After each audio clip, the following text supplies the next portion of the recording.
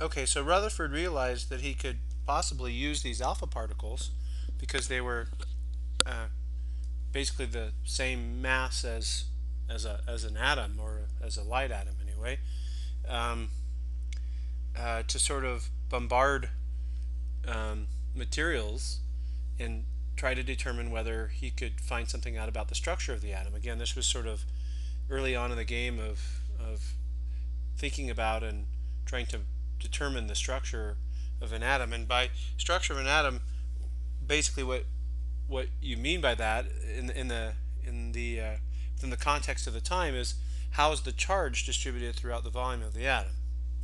Okay, so again in the plum pudding model, the positive charge is distributed somehow continuously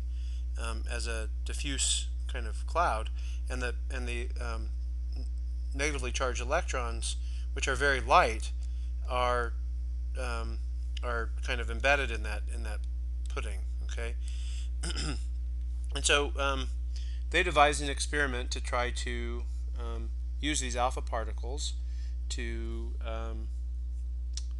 to kind of learn something about the structure of the atom, that is, the charge distribution in the atom. And so what they did was they had some sort of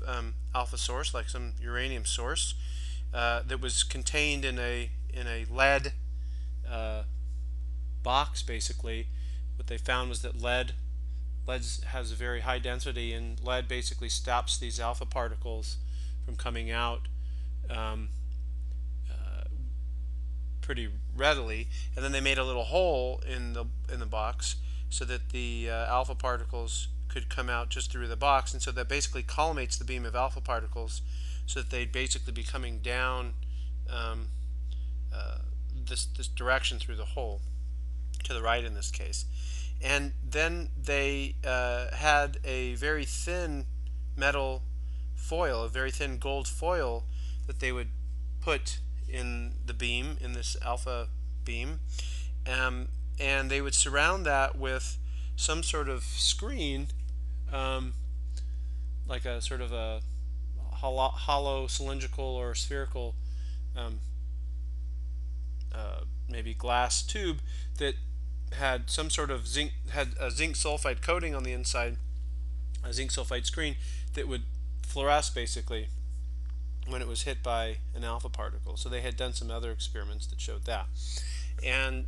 they just kind of wanted to see what would happen. So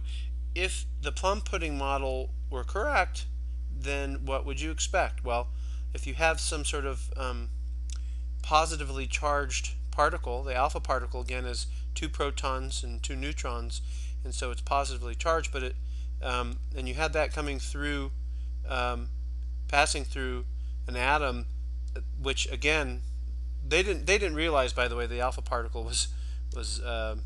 2 protons and 2 neutrons. Of course, they didn't have a concept of a nucleus at the time. What they had was they just knew that it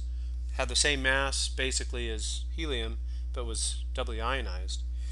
But anyway, if you shot a positively charged particle through an atom which looked like the plum pudding, then the electrons don't play much of a role because they're so light that any sort of collision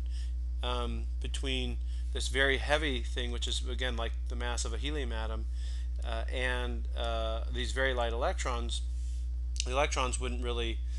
do much to the path of the alpha particle, and it would just whiz on through. And because it's moving through a diffuse positive charge, then depending exactly on how far how far above or below, that is, how far the path of the alpha particle deviated from going directly through the center of the atom, then you would expect some deviation, because it's positive charges repel, but because it's diffuse, you wouldn't expect large deviation. So basically what we would expect for the plum pudding model is for the alpha particle to go